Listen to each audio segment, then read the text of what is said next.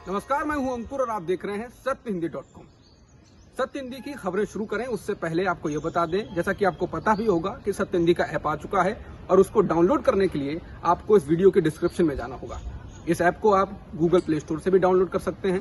और अब नजर डाल लेते हैं अब तक की सुर्खियों पर। मद्रास हाईकोर्ट ने कोरोना महामारी की दूसरी लहर का कारण 5 राज्यों में हुए विधानसभा चुनाव को मानते हुए इसके लिए केंद्रीय चुनाव आयोग को जिम्मेदार ठहराया है। अदालत ने एक याचिका पर सुनवाई के दौरान बहुत ही कड़े शब्दों में टिप्पणी करते हुए कहा कि केंद्रीय चुनाव आयोग के अफसरों पर हत्या का आरोप लगाया जाना चाहिए, क्योंकि वे चुनाव प्रचार के दौरान कोरोना नियमों का पालन कराने में नाकाम रहे। अदालत ने निर्देश दिया है कि आयोग मतगणना के दिन कोरोना के नियमों को सख्ती से लागू करवाए, वरना मतगणना स्थगित कर दे।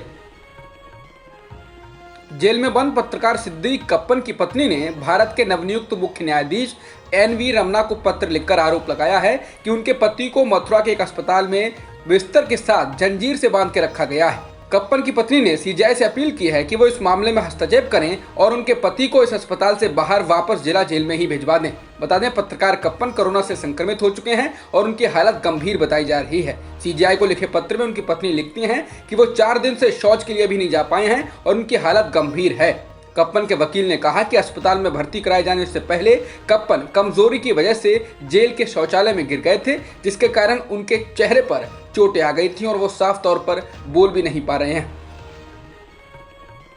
पत्रकार कप्पन के बिगड़ते स्वास्थ्य को लेकर केरल के मुख्यमंत्री पिनाराई विजयन ने यूपी के मुख्यमंत्री योगी आदित्यनाथ को पत्र लिखा। उन्होंने लिखा है कि कप्पन का स्वास्थ्य बिगड़ रहा है, इसके बावजूद उन्हें जेल में बिस्तर के साथ जंजीरों के साथ बांधा गया है। आपसे मेरी गुजारिश है कि आप स्वयं हस्तक्षेप करें ताकि कप्पन के साथ मानवीय व्यवहार किया जा सके। विजयन ने यह भी कहा कि आम जनता और पत्रकार समुदाय के लोग इस पर बहुत ही चिंतित हैं कि कप्पन बीमार हैं और उनके मानवाधिकारों का भी उल्लंघन किया जा रहा है। देश में ऑक्सीजन की कमी की खबरों के बीच हरियाणा के 2 अस्पतालों में कथित तौर पर 8 मरीजों की मौत ऑक्सीजन की कमी के कारण हो गई है। 4 मरीजों की मौत रेवाड़ी के विराट अस्पताल में हुई है और बाकी के 4 मरीजों की मौत गुरुग्राम के कथुरिया अस्पताल में हुई है, जिसके बाद प्रशासन ने इस मामले में जांच के आदेश दे दिए हैं। हरियाणा में 5 और मरीजों की मौत ऑक्सीजन की कमी के कारण बताई जा रही है। हिसार जिले के एक अस्पताल में आज सुबह 5 लोगों की मौत के बाद परिवार ने आरोप लगाया कि इनकी मौत ऑक्सीजन की कमी के कारण हुई है, जिसके बाद इस मामले में जांच के आदेश दे दिए गए हैं। बता दें, हरियाणा में ऑक्सीजन की कमी से मरीजों की मौत का ये पिछले 24 घंटे में तीसरा मामला है। देश में ऑक्सीजन की कमी को लेकर केंद्रीय स्वास्थ्य मंत्रालय के अतिरिक्त सचिव पीयूष गोयल ने कहा है कि भारत के पास पर्याप्त मेडिकल ऑक्सीजन है, लेकिन चुनौती इसे अस्पतालों तक पहुंचाने की है। इसके साथ ही उन्होंने कहा कि लोगों को घबराने की जरूरत नहीं है, सरकार इसको दूर करने की कोशिश कर रही है। सीमा विवाद के बीच चीन ने भारत को कोरोना की लड़ाई में मदद करने के लिए हाथ बढ़ाया है। श्रीलंका में मौजूद चीनी दूतावास ने कहा है कि महामारी के इस मुश्किल वक्त में चीन भारत के साथ है। इसके साथ ही दूतावास ने कहा है कि चीन की ओर से दिल्ली के लिए हांगकांग से 800 ऑक्सीजन कॉन्सेंट्रेटर भेजे गए हैं और आने वाले 7 दिनों में और 10,000 ऑक्सीजन कॉन्सेंट्रेटर भेजे जाएंगे। जरूरी चीजों की पूर्ति के लिए चीन भारत के साथ लगातार संपर्क में है। चीन के विदेश मंत्रालय के प्रवक्ता ने भी कहा कि चीन इस वक्त भारत के साथ खड़ा है और उम्मीद है कि जल्द ही भारत कोरोना के खिलाफ लड़ाई को जीत जाएगा।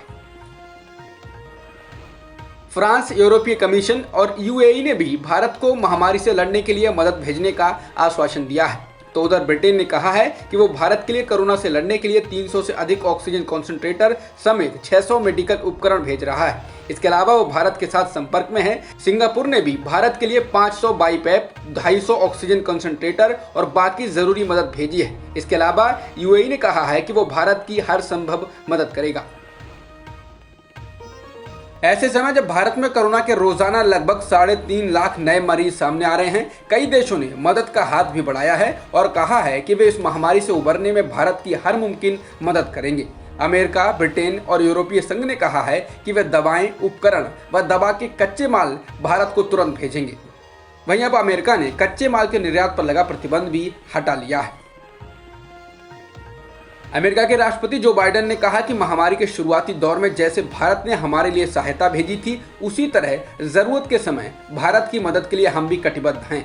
वहीं अमेरिका के राष्ट्रीय सुरक्षा सलाहकार जैक सुलिवन ने कहा है कि अमेरिका भारत को पीपी, वेंटिलेटर, थेराप्यूटिक दवाएं व जांच के किट भी मुहैया कराएगा। इन चीजों की आपूर्ति तुरंत कर दी जाएगी। इसके अलावा अमेरिका भारत में ऑक्सीजन उत्पादन व आपूर्ति में किस तरह मदद कर सकता है, इस पर भी विचार कर रहा है। पश्चिम बंगाल में आज 7वें चरण का मतदान हुआ, जिसमें 5:30 बजे तक करीब 75% मतदान हो चुका है। वहीं सबकी नजर राजधानी कोलकाता स्थित भवानीपुर सीट पर है, जो पारंपरिक रूप से मुख्यमंत्री ममता बनर्जी की सीट रही है, लेकिन इस बार तृणमूल कांग्रेस ने वहां शोभम देव चट्टोपाध्याय को मैदान में उतारा है। दिल्ली के मुख्यमंत्री अरविंद केजरीवाल ने कहा है कि राजधानी में 18 साल से ज्यादा की उम्र के हर व्यक्ति को कोरोना टीका लगाया जाएगा और वह भी मुफ्त होगा। सरकार ने इसे देखते हुए 1,34,00,000 खुराकों का ऑर्डर दे दिया है। अरविंद केजरीवाल ने कहा कि अभी तो 18 साल से ऊपर के लोगों को टीका लगाया जाएगा, लेकिन ये उम्मीद की जाती है कि अगले कुछ समय में वैज्ञानिक वैसा कोरोना टीका भी तैयार कर लेंगे जो 18 साल से कम आयु के लोगों को दिया जा सकेगा। दिल्ली के मुख्यमंत्री ने कोविशील्ड टीके के लिए अलग अलग लोगों से अलग अलग कीमतों पर कोरोना टीका देने का मुद्दा भी उठाया। उन्होंने कहा कि एक कंपनी केंद्र सरकार को 150 रुपए, राज्यों को 400 रुपए में देगी, एक दूसरी कंपनी राज्यों को 600 रुपए में वैक्सीन देगी। एक ही उत्पाद के लिए अलग अलग दाम नहीं होने चाहिए। कांग्रेस नेता राहुल गांधी ने देश के हर नागरिक को मुफ्त में कोरोना वैक्सीन देने की पैरवी की है। उन्होंने ट्वीट कर कहा है कि चर्चा बहुत हो चुकी, देशवासियों को वैक्सीन मुफ्त मिलनी चाहिए, बात खत्म, भारत को बीजेपी सिस्टम का विक्टिम मत बनाओ। कर्नाटक में एक दिन में कोरोना के 34,000 नए मामले सामने आने के बाद राज्य सरकार ने 14 दिनों का कर्फ्यू लगाने का फैसला किया है। ये मंगलवार रात से लागू होगा। ये निर्णय ऐसे समय लिया गया है जब पूरे देश में 23 घंटे में 3.5 लाख नए मामले सामने आए। राज्य में 14 दिनों की कर्फ्यू लगाने के फैसले का ऐलान करते हुए मुख्यमंत्री BS येदियुरप्पा ने कहा, राज्य में कोविड कर्फ्यू कल रात 9 बजे से अगले 14 दिनों के लिए लागू रहेगा। उन्होंने कहा कि सुबह 6 बजे से सुबह 10 बजे तक सिर्फ जरूरी सेवाओं की अनुमति होगी और इसके बाद जरूरी सेवाओं से जुड़ी दुकानें भी बंद हो जाएंगी। दिल्ली के मुख्यमंत्री अरविंद केजरीवाल की अपील के बाद हिमाचल प्रदेश के मुख्यमंत्री जयराम ठाकुर ने कहा है कि उनकी सरकार दिल्ली को ऑक्सीजन की आपूर्ति करेगी। उन्होंने ट्वीट कर कहा है कि दिल्ली के मुख्यमंत्री अरविंद केजरीवाल जी के आग्रह पर हमारी सरकार दिल्ली को ऑक्सीजन की आपातकालीन आपूर्ति करेगी। कोविड-19 महामारी के कारण राष्ट्रीय राजधानी दिल्ली में ऑक्सीजन का भारी संकट चल रहा है, जो कि चिंताजनक है। संकट की इस घड़ी में हिमाचल दिल्ली को हर संभव सहायता प्रदान करेगा। जिसके बाद अरविंद केजरीवाल ने उनका आभार जताया है। ऑक्सीजन की किल्लत, कोरोना टीके की कमी और पीपीई व जांच किट्स की कमी के बीच भारत में एक दिन में नए कोरोना संक्रमण के मामले 3.5 लाख की सीमा को पार कर गए हैं। सोमवार की सुबह स्वास्थ्य विभाग से दी गई जानकारी के मुताबिक पिछले एक दिन में देश में कोरोना के 3,52,991 नए मामले सामने आए हैं और 2,812 लोगों की मौत हुई है। इसके एक दिन पहले ये संख्या 3,49,000 थी, यानी कोरोना संक्रमण की रफ्तार में कमी नहीं आ रही है। भारत में कोरोना की भयावह स्थिति को देखकर ऑस्ट्रेलियन क्रिकेटर पैट कमिंस ने पीएम केयर्स फंड में $50,000 देने का ऐलान किया। बता दें, पैट कमिंस इस समय भारत में खेले जा रहे IPL में कोलकाता नाइट राइडर्स की ओर से खेल रहे हैं। दिल्ली कैपिटल्स के स्पिनर रविचंद्रन अश्विन मौजूदा IPL सीजन से वापस लौटने का ऐलान कर चुके हैं। उन्होंने कहा है कि उनका परिवार कोरोना महामारी से लड़ रहा है। ऐसे समय में वो अपने परिवार को सपोर्ट करना चाहते हैं। अश्विन ने ट्वीट करते हुए लिखा, मैं इस साल के IPL से कल से ब्रेक लेना चाहता हूं। मेरा परिवार कोरोना के खिलाफ लड़ाई लड़ रहा है और मैं इस कठिन समय के दौरान उनका सपोर्ट करना चाहता हूं। अगर चीजें सही दिशा में जाती हैं तो मैं खेलने के लिए लौटने की उम्मीद करता हूं। धन्यवाद दिल्ली कैपिटल्स। अब तक की खबरों में इतना ही। बाकी खबरों के लिए बने रहिए सत्यहिंदी.com के साथ। सत्य हिंदी का ऐप डाउनलोड करें गूगल प्ले स्टोर पर।